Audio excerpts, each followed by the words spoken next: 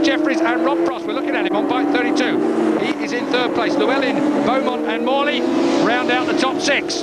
This is the battle for 5th place at the moment. Danny Beaumont in front of Jamie Morley on bike 72, trying to find their way at Surtees corner. And this is the battle for 3rd and 4th. 3rd is 32 at the moment, Rob Frost, but there is Matt Llewellyn, the man who did lead the Superstocks title until his crash at Mallory Park. And there is the lady that looks after the team and the man who owns the team. Tim Ford and Claire Ritchie in pit lane with very, very deep frowns. David Jeffries now, their man, puts in the fastest lap, but he's second to Glenn Richards, the Sanyo First National team, and that is Russell Savory, the team principal for that particular team. So, Sanyo First National Honda versus Page3.com O2 Plus Yamaha. And we look back to see, yes, Matt Llewellyn in front of Rob Frost. So Frosty still in 4th place at the moment, but will he make a comeback on Llewellyn? Certainly doesn't look like Matt Llewellyn's dropped him any. Now onto the Brabham Straight. 46 is Matt Llewellyn, 32 is Rob Frost. This is 3rd and 4th places. Paddock Hill Bend we're at now, 100 miles an hour at the slowest part of that corner. These are your leaders. 5 is Glenn Richards, 47 is David Jeffries. David Jeffries leads this series. Glenn Richards has got a lot of catch-up to do, but he can do no better than win. 25 points for a lead, 20 for 2nd place. Druids corner, squirting it on, not going right out to the other side of the track because you've got to get down to this left-hander at Graham Hill Bend. Through Graham Hill Bend, out towards the curves. Glenny Richards has done this absolutely perfectly. He is going to take the checkered flag. It's been a great ride from him. 2nd place goes to David Jeffries. He could do nothing about Glenn Richards. He led from start to finish. What an awesome ride. And it could be the only one we see today in the dry, because really it's getting darker and darker here at Brands Hatch. Good sports then. David Jeffries finished 2nd, but of course he extends his lead over Matt Llewellyn in the championship. Matt will not be happy about that. Glenn Richards then takes the applaud of the crowd. Bike number 5, it is a Fireblade, it is a Honda, and it is ridden by Glenny Richards, the likeable Australian. But Rob Frost, well, that was the ride of the day for me. Picked it up out of the gravel after the red flag, got back on the motorcycle and rode an absolutely storming race. And celebrates in style. Well, he might. The top 3 then are confirmed. Richards, Jeffries and Frost, who just pipped Llewellyn in the closing stages from a superb Jamie Morley and an even better Danny Beaumont. Ian Duffers and Mark Eccles round out the top 8. Glenn, congratulations. 182 points is now your score. It's not impossible. It's a hard task ahead, but all to do in the next round. Yeah, I've got 1 round to go, and I'm not sure how many Dave's got on me now. I think he's got 18 or something on me, so he's really, you know, if he stays on board, he's going to win the championship, but, you know, if he has a bit of bad luck, we'll be there. You did look very dominant in that race, so you weren't giving him any opportunities to push you out wide and cut underneath you, were you? Well, I was just watching my pit board, and it was sort of moving around a bit from 0 to +1, and it was hard work because he was pushing me all the way, and it was good. +1 was good for me. After Mallory Park, all I've got to do really is stay in front of Matt, and because obviously Glenn was in front, I could say I got about 0.6, so I think it's on my board. And I was looking on the top of the control tower as well to see what number was in 3rd. I could see it was Matt, so I thought, as long as I stay here, I'm going to be okay, because I'm thinking about the championship a little bit now. I think the crash actually did me a favour, woke me up a bit. It did. Why is that? Well, you know, just sort of spurred me on for the restart. It was some good action out there between you and Llewellyn, wasn't it? Yeah, I really thought it'd be a lot closer here. I really, you know, when I was in 3rd, you know, I thought I don't like looking behind me, you know, too early in the race. It just it scares you too much. But I thought there'd be a real gaggle behind me, and I took a look and just saw Llewellyn and thought, well, you know, where's everyone else? Rob Frost scared. He must have had his tongue in his cheek. The man that goes to the top of the podium, joining Frost and Jeffries then, is Glenn Richards. What a race he had today at Brands.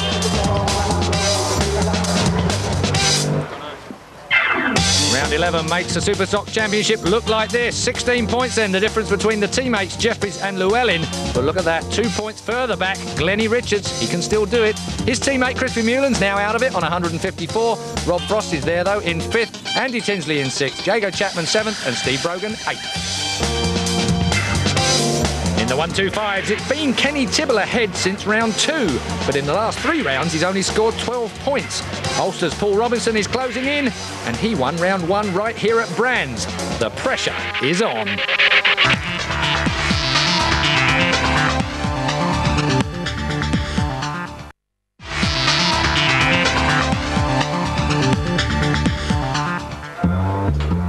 Saturday's brilliant sunshine to Sunday's miserable drizzle. It can only be England.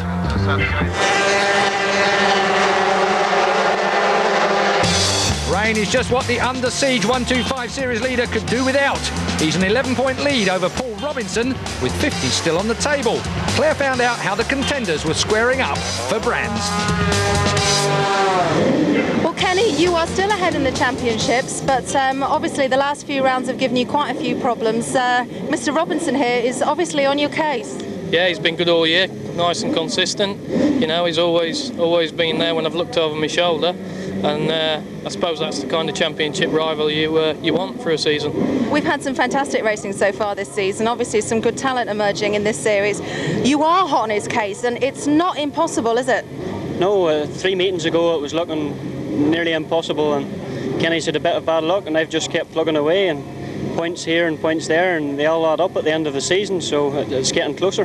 They certainly do. Well, Kenny, in terms of bad luck, you obviously had a blinding start to the season and it was good, and then it had a bit of a turning point. You've had a lot of problems with the bike, haven't you? Yeah, we've had a lot of problems with the bike. The crash at Cadwell didn't help a lot, you know, broke my big toe. But it's just been misfiring and playing up a little bit, but I think we've cured the gremlins now, and hopefully that's our bad luck over and done with. Well, in terms of qualifying, quite different from this morning. You've run some new shock absorbers. Yeah, we put a new rear shock in the back and just stiffened her up all over, basically. Try and get some more traction. It seems to have worked, so gone a little bit quicker in this afternoon. So. And how about your qualifying session here at Brands tomorrow? You obviously need to finish well up in the points to be any threat at all, don't you? Yeah, we need a good start because the second qualifying didn't go just as planned. We changed a few things and they didn't work, but at least we've got some information now. We can go back and use the old settings for the race tomorrow and get a good start, and it should be close. That's it. We've been here before. You've got the old race settings in hand. Are you confident for tomorrow, Kenny? I'm very confident for tomorrow. Been going quicker and quicker all the time. So it's just a case of getting a good start for me as well, and plugging away and finishing. I think we've just got to finish. Such a lot to be said about these first two rows. Haslam from the Grand Prix is there. Camia and Stoner, both 14. Camia, the younger of the two, 14 years and 2 months, is the youngest ever man to be on a British Championship front row. Kenny Tibble just about makes it on a row too, but look what's chasing him. John Pearce and Christopher Martin, 2 times winner in the last 2 rounds. Paul Robinson's there. Michael Laverty, Davies, Laverty, Owens and Ford Dunn are on row 4. What a race this is going to be. And the conditions are so slippery. Leon Haslam then sits on pole. He's riding a Honda, not the Eiffel Jet that he races in the Grand Prix Series. They must look across at him and wish he hadn't turned up. But he is here for the British Championship. Leon and Dad Ron, well, they've got it all worked out. Can Leon clear? Oh, and there's a few jump starters there. I saw a couple of jump starters from the middle of the grid, but they're up to Paddock Hill Bend already. The charge of the lightweights is on, and Leon Haslam has already got a massive lead. Oh, look at that. Through Paddock Hill. Oh, and someone's got grass tracking, or should I say not anymore, it's sand tracking. They've taken the grass away at Brands Hatch. Just goes to show you my age. That's Joe Miller's Honda being ridden by Michael Laverty there. So Michael Laverty, well, short-lived for him. Meanwhile, Leon Haslam leads. Moves down in second place through the Merc. Haslam already has such a lead. We're at Graham Hill Bend. Well, this is Grand Prix experience for you. This youngster still only, well, just 18. Blasting away up into Surtees now. Look at the grip he can find there. He's almost got his knee on the floor, even in these super slippery conditions. Through the adverse camber clearways onto Clark Curve. Oh, and look who's catching him. I hardly recognise him, and I know why now. Casey Stoner, just 14 years old. Ha, Leon looks across at him somewhat disdainfully. I should think of Casey Stoner. Is he going to come through to the lead? He does not. Ha, dear me. The OGK Swift Honda of Casey Stoner, 14 years old, the young Australian, riding all over Leon Haslam. Who would have expected that?